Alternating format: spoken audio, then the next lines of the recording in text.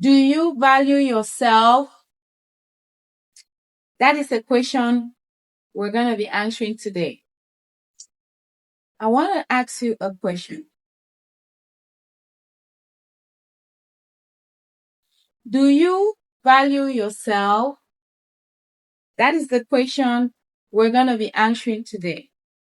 As a human being, as a self-aware woman, do you value yourself? I have a little note put down here for you, and I'm going to say it just as it is. So get ready, sit down, relax, and let us go. Okay? So today I'm going to be telling you how to value yourself because you need to value yourself. Maybe the reason why people talk to you the way they do is probably because of how you carry yourself. So I'm here today to teach you or to tell you how to carry yourself, how to value yourself in such a way that it will reflect on people how you want to be valued by them. Okay? Now, valuing yourself as a high value woman is less about external validation and more about internal standards you set and refuse to compromise on. What are some internal standards that you've set for yourself as a woman? One of it could be not dating a married man, saying no to a married man. That could be an internal standard that you've set for yourself. Not that you want to be proud, but because you know what it means to you when you say no to a married man. Okay? And you do not want to compromise on that as well. It is also kind of like a blend of self-respect, intentionality, and a commitment to your own growth, right? So when you value yourself, you set this standard. It's a commitment to your own growth. You're operating some form of alignment to who you are. So you're aligning your internal with your external because you cannot set goals for yourself internally and then externally you are not aligning those goals with the internal standards that you've had or made for yourself. Now, let's talk about 5 different ways that you can value yourself. Okay. The first one is define your boundaries and enforce them. Defining them is very easy. We all know that. Defining our boundaries, very easy. It's very easy to say, oh, if somebody does not invite me to their event, I'm not going to go, right? That's a very easy boundary that you've set, right? But before you know it, you hear from another person that person A has an event and they said, oh, you can come along, even though you never had the invitation to go, and you'll be like, oh, you know what, let me just go. I don't want to be like her. I don't want to be like him. I'm just going to show my face there. The boundary you set for yourself, you're already breaking those boundaries. So make sure you enforce them. A high value woman knows that her time, her energy, and space are infinite, or finite rather, not infinite, are finite. Boundaries are not meant to keep people out. Keep that in mind. They are meant to keep your peace in. When we set boundaries for ourselves, we do not set these boundaries to keep people out. No. We set these boundaries to keep our peace in. So every time you hear somebody say, oh, I have boundaries, just know that these boundaries is set for their peace. It's not to keep you out. Okay? And it also matters how you want to get into that peace that they are keeping for themselves. Identify deal breakers, meaning that you want to know exactly what you will not tolerate in friendships, relationships, or professional settings. Yes, you want to know that thing that you can tolerate and what you cannot tolerate. Given it at work, at home, with family members, external family members, friends, whatever the relationships are, you want to identify your deal breakers. And when you identify your deal breakers, you'll be able to go from there. Now, the second point would be learn the power of no. This still comes under the first point. This is just a sub point. Learn the power of no. Say no to anything that drains you or doesn't align with your goals. You don't owe anyone an explanation for protecting your peace. I am so guilty of always over explaining. You will hear me want to explain, oh, this happened because, oh, well, I called you because this happened or this happened. I'm also learning in the process of becoming a high value woman. I am not completely, fully 100% a high value woman where I want to be, but I'm definitely making sure that I get to that place where I ought to be. And that is why I want you to grow with me on this journey of becoming a high value woman. Okay?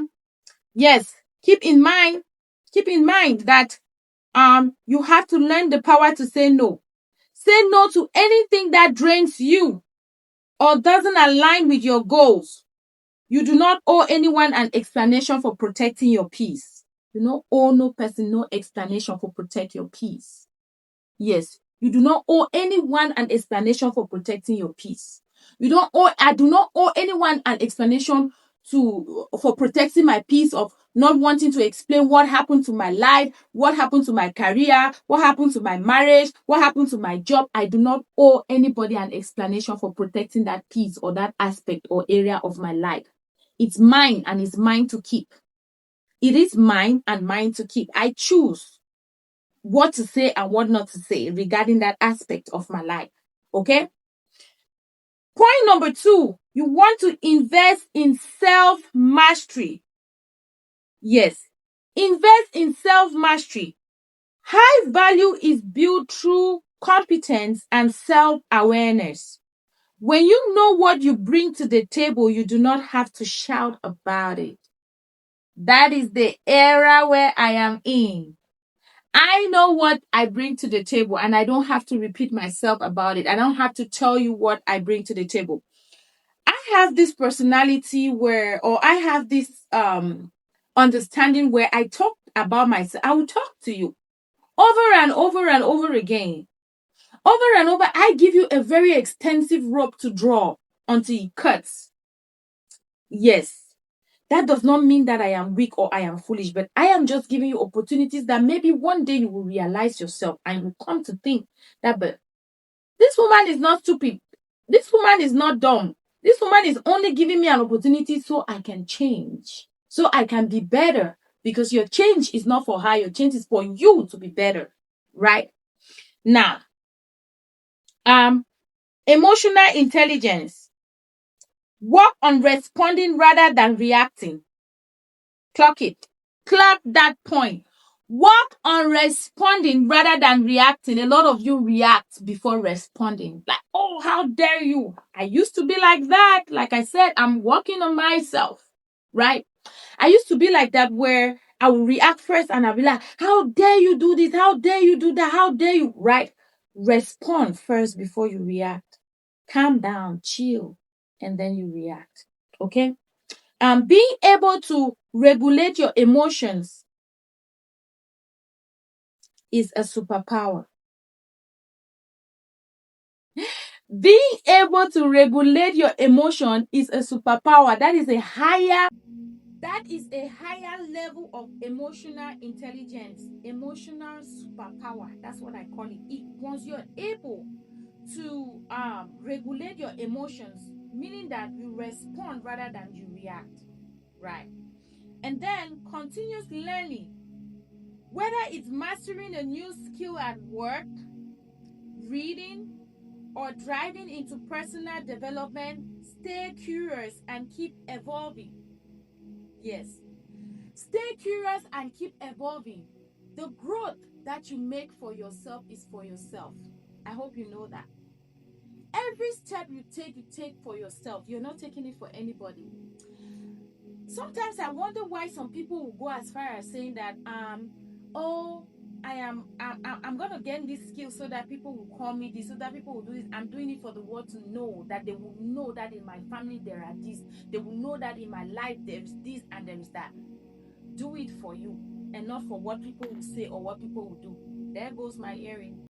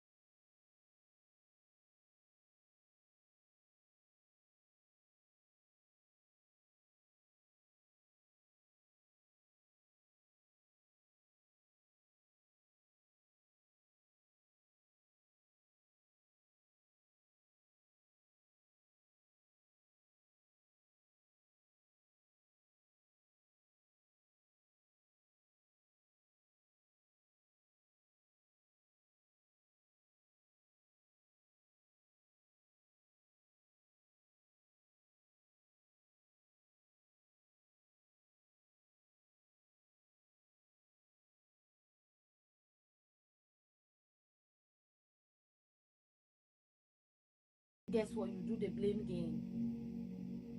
Yeah, you do the blame game. Now, don't settle. When you operate from abundance, you don't cling to situations that are just okay. In quotes, just okay in quotes. Out of fear that nothing better would come along. A lot of you women, you are in situations that you cannot get out just because it is okay. Like, you know what? I'm afraid if I leave this relationship, what will people say? I'm afraid. I want that title. I'm the wife of Dr. Mrs. Pastor. This is that PhD. This is that. You are just so afraid that it makes you settle. You don't want the name that people are going to call you after you have left that marriage. Like, oh, that person divorced.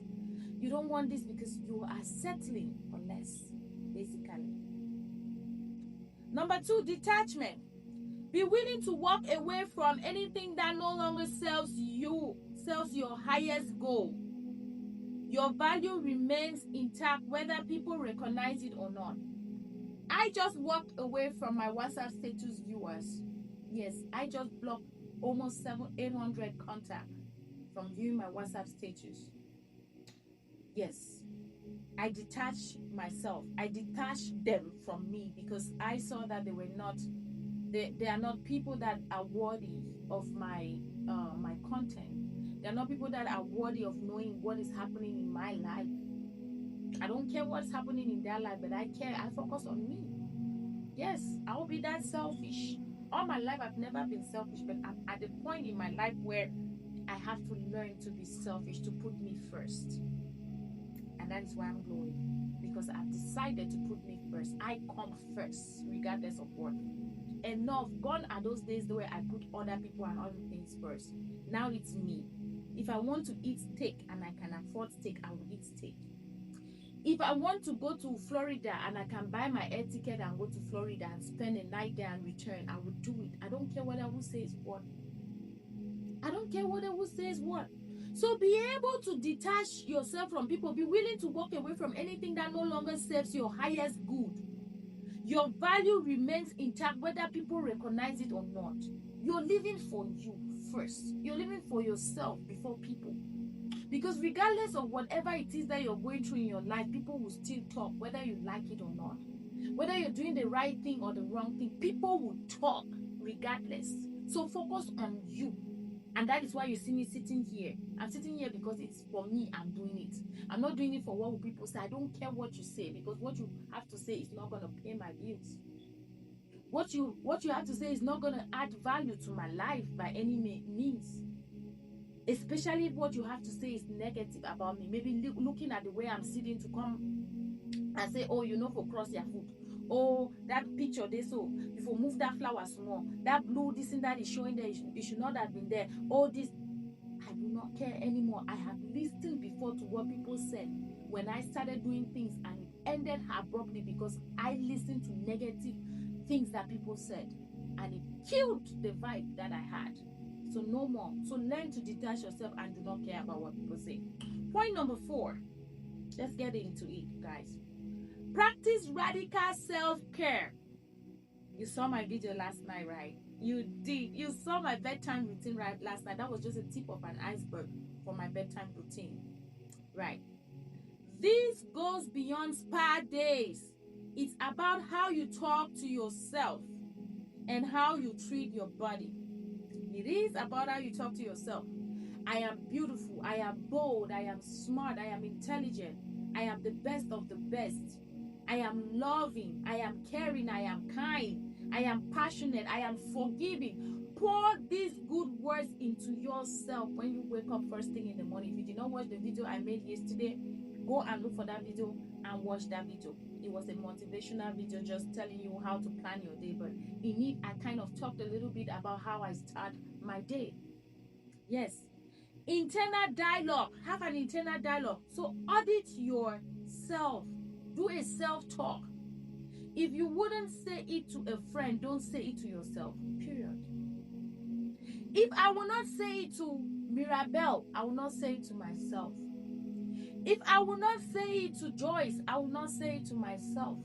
If I will not say it to Sylvie, I will not say it to myself. If I will not say it to my mom, I will not say it to myself. Anything that is less than me, that is not valuable, anything that would devalue me by any means, like if I know that what I'm going to say to a sister will bring her down or bring her self-esteem down, I keep my mouth shut.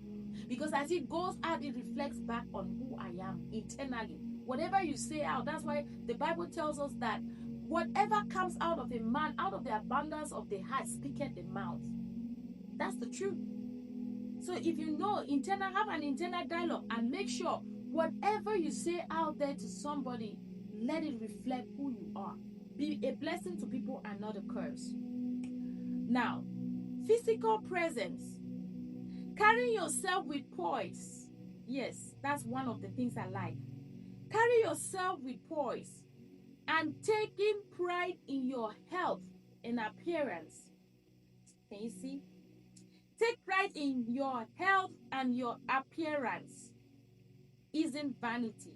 A lot of you think it's vanity only because you think that when we die, oh yeah, they're gonna put us 6 feet under this fine body, this everything is gonna rot away, blah blah blah. When that time comes, we will cross that bridge. But before that time, what did you do with your life? When you stand in front of God, God is not asking you when you went 6 feet under. He's asking you what you did with the life that I gave to you. Yes. And we can see that in the life of Esther. Before Esther was presented to the king, the Bible tells us there was an extensive period of self-care that was done on Esther's body before she was presented to the king. Not only her physical body, but even the food that she ate. They made sure that they nourished and prepared her for the king. So always see yourself as an Esther. Prepare yourself always for the king, for when Jesus comes back. Jesus is that king that you're preparing yourself for. So even if you die and you rot, guess what happens? Guess what happens? You had lived a perfect good life for yourself. You did something good with that life that God gave to you. Yes, you cherished it, you nourished it, you cherished that life, you nurtured that life, you fed that life, you gave you what you needed here on earth. So there is no crime in taking care of yourself. Even though you may see yourself as vanity, you may see your body as vanity, right?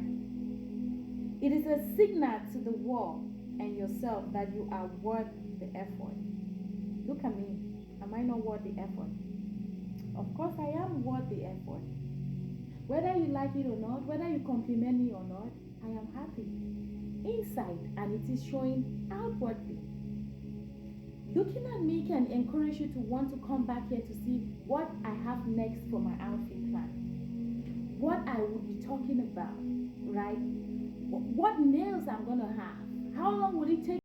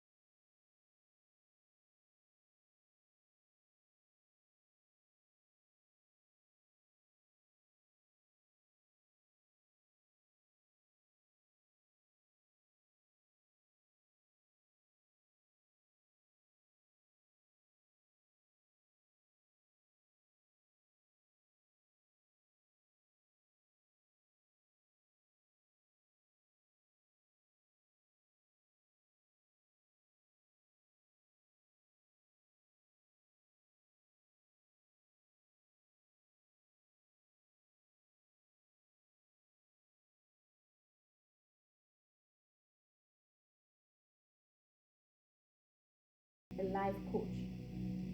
I want to be a life coach. I want to be able a wellness and life coach. I want to be able to guide you towards where you ought to be in life without any stress, without taking depression or anxiety medication. That is who I have been called to be, and I will be just that. I will